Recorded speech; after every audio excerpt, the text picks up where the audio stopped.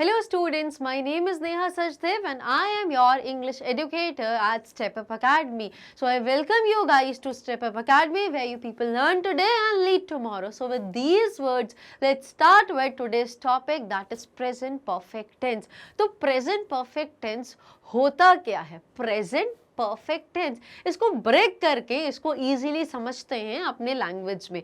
तो प्रेजेंट क्या बताता है हमें? वर्तमान समय के बारे में बताता है, प्रेजेंट पॉइंट ऑफ टाइम के बारे में बताता है। और परफेक्ट क्या होता है? परफेक्ट का मतलब होता है कंप्लीट, डन। तो क्या कंप्लीट है और क्या डन है? तो एक्शन जो होता है वो हमारा परफेक्ट होता है, that is complete, that is done. तो वर्ब जो होती है यहाँ पर जो कंप्लीट होती है, मैंने पास्ट नहीं बोला, मैंने बोला कंप्लीट, डन वाला फॉर्म बोला, तो डू, डिड, डन। तो यहाँ पर जो वर्ब होती है वो थर्ड फॉर्म ऑफ वर्ब। हमने तीन फॉर्म्स ऑफ वर्ब पढ़ी थी, पहली होती है प्रेजेंट फॉर्म, दूसरी होती है पास्ट और तीसरी होती है पार्टिसिपल फॉर्म। तो अब जो participle form of the verb होता है उसको हम यूज करेंगे प्रेजेंट परफेक्ट टेंस में। क्या बताने के लिए? परफेक्ट स्ट्रक्चर बताने के लिए, परफेक्ट स्ट्रक्चर, कंप्लीट, डन बताने के लिए। तो प्रेजेंट परफेक्ट टेंस से हमें ये समझ में आया कि कोई एक्शन जो प्रेजेंट पॉइंट ऑफ टाइम में, जो वर्तमान समय में कंप्लीट है, डन है, या फिर ऐसा बोल सकते हो कि प्रेजेंट टाइम के थोड़े पहले एक्शन हुआ, थोड़े पहले हुआ, बहुत पहले हुआ, इनडेफिनाइट टाइम पहले हुआ। कब हुआ बिल्कुल नहीं पता, 1 सेकेंड से लेके 1000 साल पहले हुआ। लेकिन इन दोनों केस में एक चीज कॉमन कि उसकी रेलेवेंस अभी प्रेजेंट पॉइंट में है, तो हम वहां पर बोलेंगे प्रेजेंट परफेक्ट टेंस। इसका बहुत ही एक इंटरेस्टिंग सा एग्जाम्पल बताती हूँ आपको। रिसेंटली जब हम अपना सेल्फ इंट्रोडक्शन देते हैं तो एक स्टूडेंट ऐसे बोल रहा था, I did my schooling, I complete my schooling. तो क्या ये सही है ऐसा बोलना? ये जो स्ट्रक्चर है वो होता है सिंपल पास्ट का। सिंपल पास्ट का मतलब ये होता है कि एक्शन बीते हुए समय में शुरू हुआ और बीते हुए में ही खत्म हो गया, अभी कोई रेलेवेंस नहीं है। तो सिंपल पास्ट के स्ट्रक्चर में प्रेजेंट परफेक्ट टेंस का कोई रेलेवेंस नहीं होती है, इसीलिए हम सिंपल पास्ट की वर्ब को यूज नहीं करते। वर्ब की थर्ड फॉर्म को यूज किया जाता है परफेक्ट टेंस बताने के लिए, कंप्लीट स्ट्रक्चर बताने के लिए। तो प्रेजेंट के साथ वर्ब की थर्ड फॉर्म को यूज करेंगे हम जब भी अपना सेल्फ इंट्रोडक्शन देंगे, वो भी स्पेशली जब अपना एजुकेशन क्वालिफिकेशन बताना हो। तो इसका सही फॉर्मेट होगा जो प्रेजेंट परफेक्ट टेंस में होता है, आई हैव कंप्लीटेड। अब कंप्लीट, कंप्लीटेड, कंप्लीटेड यहाँ पे क्लियर नहीं हो गया क्योंकि सेकेंड फॉर्म भी कंप्लीटेड है, थर्ड फॉर्म भी कंप्लीटेड है। तो मैं आपकी अंडरस्टैंडिंग के लिए इसको क्लियर करती हूँ, डू, डिड, डन। ये तो पता है done is the third form of the verb. So I have done my schooling from St. Paul Senior Secondary School affiliated to CBSE board in the year XYZ. तो अब ये sentence बिल्कुल complete हो गया, I have done my schooling। तो पता चला कि एक्शन अभी अभी नहीं हुआ, 1 सेकेंड पहले नहीं हो, भले वो 15 साल पहले हुआ हो, बट उसकी रेलेवेंस अभी भी है। फॉर एग्जाम्पल, मैंने 15 साल पहले 11th पढ़ी थी जहाँ पे मैंने ग्रामर पढ़ा था, और मैंने 11th में ग्रामर में क्या पढ़ा वो मुझे आज भी याद है। तो बीता हुआ एक्शन जो प्रेजेंट पॉइंट ऑफ टाइम में रेलेवेंस है, जिसका इफेक्ट अभी भी बाकी है, ये बताने के लिए हम यूज करते हैं प्रेजेंट परफेक्ट टेंस को। तो let's try to understand in detail कि इसका मतलब क्या होता है, इसका स्ट्रक्चर क्या होता है, सेंटेंस को कैसे कंस्ट्रक्ट किया जाता है प्रेजेंट परफेक्ट टेंस में, इसके रूल्स क्या होते हैं, एंड देन फाइनली यूजेस क्या होते हैं। तो सबसे पहले हम इस टाइमलाइन के थ्रू प्रैक्टिकली समझते हैं प्रेजेंट परफेक्ट टेंस को। तो टाइमलाइन, ये जो आप देख सकते हो टाइमलाइन है, ये टाइमलाइन क्या बता रही है? टाइम के हिसाब से जब हम एक्शंस को डिफाइन करते हैं या एक्शन को डिवाइड करते हैं उसको हम टेंस बोलते हैं। तो प्रेजेंट, ये जो प्रेजेंट पॉइंट ऑफ टाइम है, इस समय कोई एक्शन हुआ, कभी भी हुआ हो, देखो पास्ट में जा रहा है, कितना भी पुराना क्यों ना हुआ हो, बट ये वाला एक्शन के भी अगर यहाँ पर रेलेवेंस है या फिर ये वाले एक्शन के भी यहाँ पर रेलेवेंस है, तो ये दोनों बताने के लिए क्या यूज करेंगे? Present perfect tense. तो बीता हुआ कोई एक्शन जिसकी रेलेवेंस प्रेजेंट पॉइंट में हो वो बोलता है प्रेजेंट परफेक्ट टेंस। अब हिंदी में जैसे हम बोलते हैं मैं चाय पी चुकी हूँ, मैं चाय पी चुकी हूँ। मैंने 10 साल पहले पी थी क्या, मैंने 2 घंटे पहले पी थी, नहीं, कभी भी बीते हुए समय में पी, बट उसका टेस्ट अभी भी है, उसकी रेलेवेंस अभी भी है, तो मैंने कौन सा टेंस यूज करूंगी, प्रेजेंट परफेक्ट टेंस। अब प्रेजेंट परफेक्ट टेंस का जो स्ट्रक्चर होता है वो ये होता है सब्जेक्ट प्लस हैज और have plus past participle form of the verb. Past participle को हम ऐसा भी बोल सकते हैं third form of the verb. Third form of verb क्या बताती है हमें, पार्टिसिपल के बारे में, कंप्लीट या डन के बारे में। So let's read the meaning of present perfect tense. तो present perfect tense is used in a sentence to indicate an action. अब टेंस का यूज ही क्या किया जाता है, एक्शन इंडिकेट करने के लिए, एक्शन को डिनोट करने के लिए, एक्शन को सिग्निफाई करने के लिए। क्या, that just happened in the recent past। अब जरूरी है कि that just happened, नहीं नहीं, ये कोई कंडीशन जरूरी नहीं है कि that just happened। वो हो सकता है 10 साल पहले हुआ हो सकता है 15 साल पहले हुआ हो सकता है 20 साल पहले हुआ हो, या 1000 या 100 साल पुराने, बट कितना भी पुराना हो उसकी रेलेवेंस कहीं ना कहीं यहाँ पर आनी चाहिए, तो बोलेंगे हम उसको प्रेजेंट परफेक्ट टेंस ना। And still has its effect in the present, or an action that represents an indefinite time in the past। तो अब ये मीनिंग क्लियर हो गया बिल्कुल कि जो इमीडिएट टाइम में हुआ, प्रेजेंट से इमीडिएट पहले हुआ, या कोई भी एक इनफाइनाइट टाइम हुआ इन द पास्ट, और उन सब के रेलेवेंस अभी भी है। So here we go with present perfect tense. Now let's immediately go with the next slide, जो हमें बताएगा प्रेजेंट परफेक्ट टेंस का स्ट्रक्चर क्या होता है, इसका ग्रामेटिकल स्ट्रक्चर क्या होता है। तो जैसा कि हमने बोला कि बेसिक सेंटेंस का रूल होता है subject plus verb plus object. अगर हम बात करें प्रेजेंट परफेक्ट टेंस की, तो इसमें जो वर्ब होती है वो पास्ट पार्टिसिपल फॉर्म की होती है, third form of the verb use किया जाता है। और जब वर्ब हमारी पास्ट पार्टिसिपल होती है तो उसको सपोर्ट करता है सपोर्टिंग वर्ब, जिसको ऑक्सिलियरी वर्ब बोलते हैं, जिसको हेल्पिंग वर्ब बोल सकते हैं। अब इस केस में हमारी हेल्पिंग वर्ब क्या होती है, कुछ केसेस में हैज होती है और कुछ केसेस में हैव होती है। तो जिसका डिफरेंस हम ऑलरेडी डिस्कस कर चुके हैं। हैज यूज होता है सिंगुलर सब्जेक्ट्स के साथ और हैव यूज होता है प्लूरल सब्जेक्ट्स के साथ। प्लूरल सब्जेक्ट्स कौन से होते हैं, आई, यू, वी और दे, ये होते हैं कोर कैटेगरी के प्लूरल सब्जेक्ट्स, जिनके साथ बिना कुछ सोचे समझे हैव का यूज होता है। और हैज होते हैं सिंगुलर कैटेगरी के subjects, for example he, she, it या फिर किसी का नेम। ये सिंगुलर कैटेगरी के सब्जेक्ट्स जिनके साथ हैज यूज होते हैं, और इनके साथ हम यूज करते हैं past participle form of the verb. Past participle form of the verb कौन सी होती है, third form of the verb. और उसके बाद आता है हमारा ऑब्जेक्ट, तो सेंटेंस हो गया कंप्लीट। अब इसको कैसे पढ़ते हैं, I have completed my assignment. अब कंप्लीटेड से समझ नहीं आएगा बिकॉज सेकेंड फॉर्म में भी कंप्लीटेड होता है, थर्ड फॉर्म में भी कंप्लीटेड होता है, तो आप हो सकता है कंफ्यूज हो जाओ कि ये पास्ट वाला तो नहीं है, तो हम इसको थोड़ा सा मॉडिफाई करके बोलते हैं I have, do, did, done. I have done my assignments, मैं अपनी असाइनमेंट्स कंप्लीट या खत्म कर चुकी हूँ। अब यहाँ से एक प्रैक्टिकल यूज समझ में आया प्रेजेंट परफेक्ट टेंस का, जो ये बोलता है कि हिंदी में जब भी हमें ऐसा कुछ बोलना हो, कोई काम हो चुका है, हो चुके हैं, हो चुकी है, तो ये जब चुका है के साथ हम स्ट्रक्चर बोलते हैं हिंदी वाला, वहां पर हम इंग्लिश के प्रेजेंट परफेक्ट टेंस का यूज करते हैं।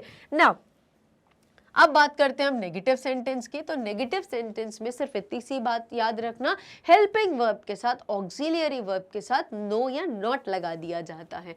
तो कैसा बनता है, सब्जेक्ट प्लस हैव नॉट और has not.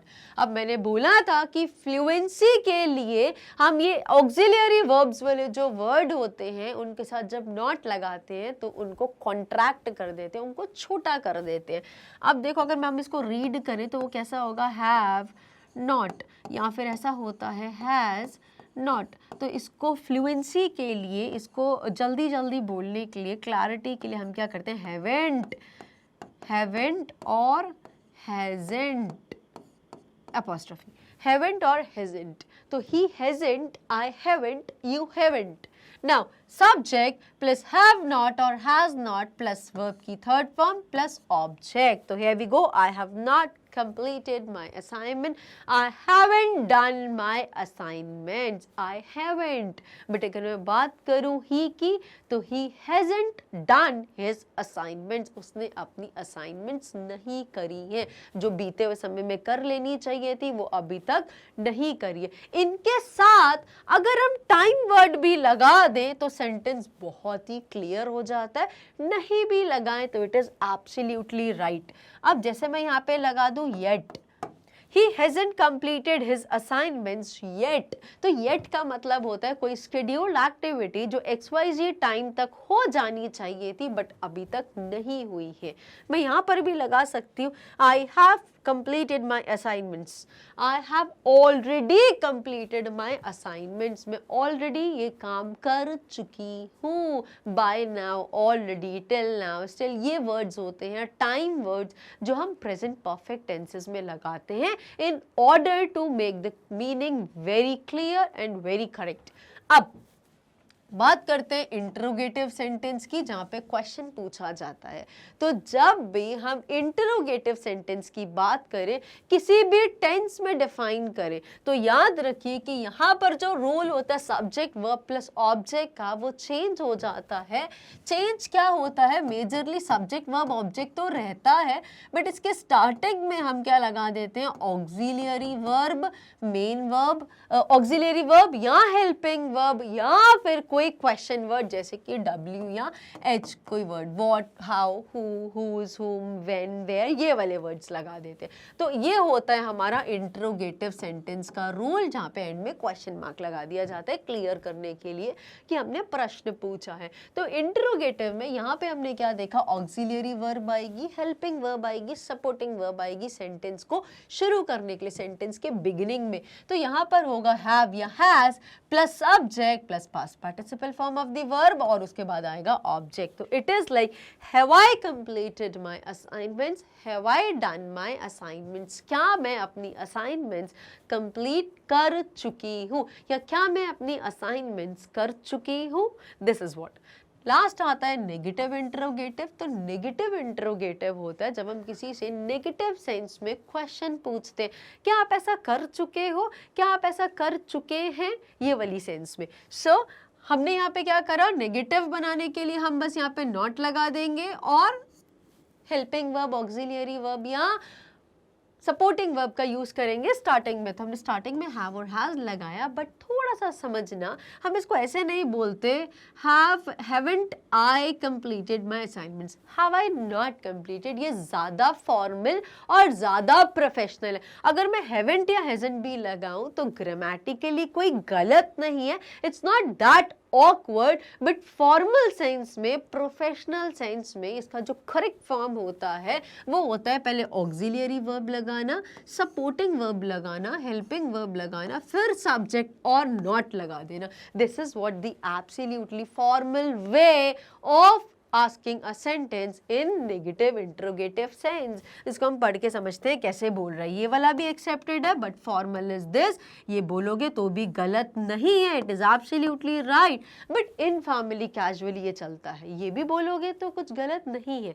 Now example, haven't I completed my assignments. haven't I completed my assignments, क्या मैंने अपनी assignments complete नहीं करी हैं. या have I not completed my assignments, क्या मैंने अपनी assignments complete नहीं करी. meaning is absolutely same. you can use either of the structure, formal या professional sense में. I would suggest you कि पहला वाला यूज करिए.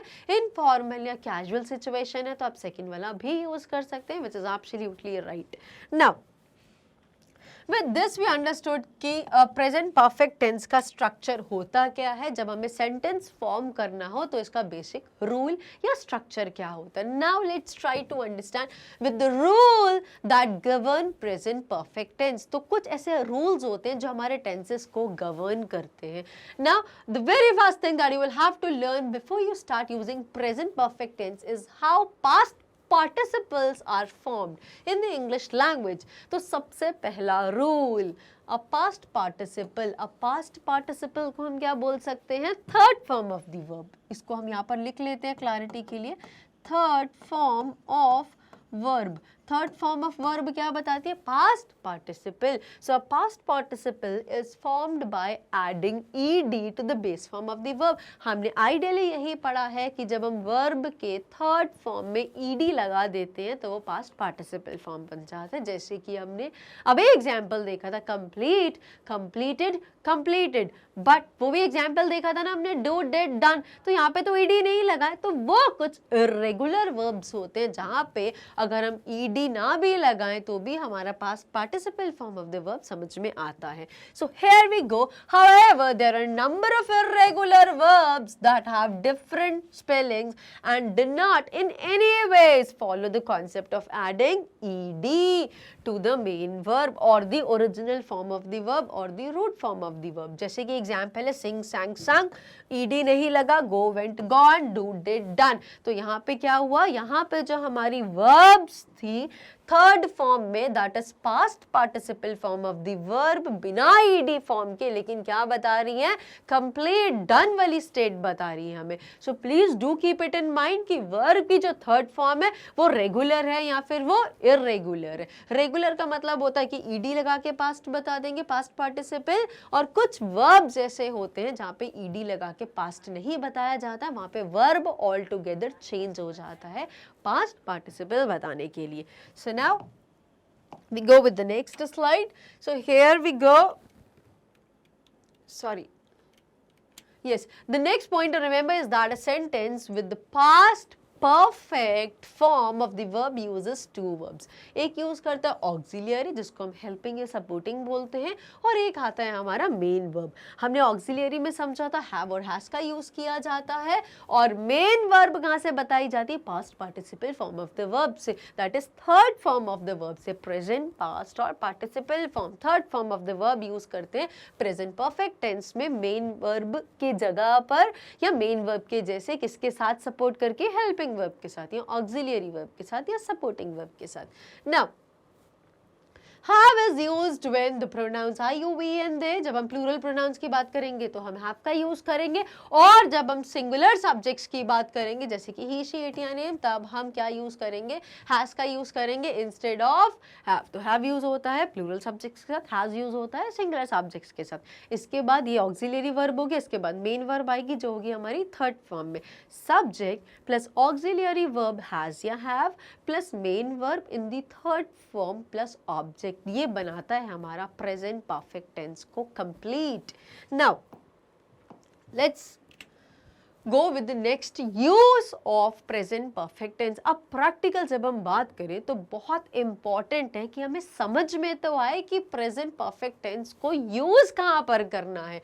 तो पहला important use to denote an action और इवेंट दैट अकर्ड और started in the past and still has its impact or some connection to the subject in the present.